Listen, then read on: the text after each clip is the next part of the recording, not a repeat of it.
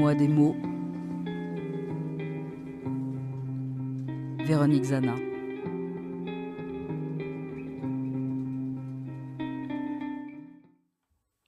Navire. Petit ou grand, c'est tout un art de l'amener à bon port. Il s'élance toute voile dehors et part à l'assaut des difficultés de la mer, du vent, pour conquérir de nouvelles richesses et en découdre avec d'autres pirates, avides de trésors à moindre effort. Et c'est du haut du grand mât que la grand voile sera gonflée de ce vent porteur. La vigie sera aux premières loges, dans sa plateforme d'observation, scrutant les mers depuis son nid de pie. La longue vue y est indispensable. À manœuvrer, on maîtrise la timone, ce gouvernail qui trace la direction. Et être à la barre nécessite intuition, habileté et expertise. Ses larges flancs recèlent de marchandises ou de canons.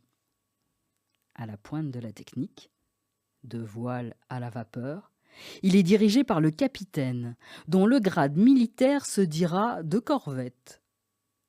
Ses outils sont des appels au voyage, aux grands espaces.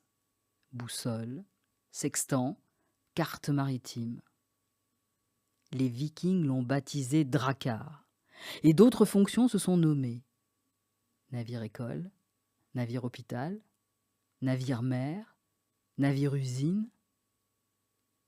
Du plaisir lié à la croisière, les peu courageux le quittent à grands vagues, tels des rats cherchant à échapper au naufrage.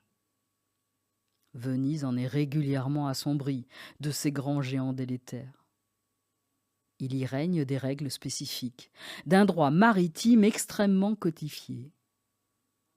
Sa poupe, partie arrière, porte le drapeau de l'État dont il est le ressortissant.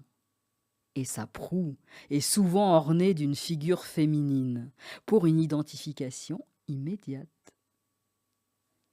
Il était un... J'y pense.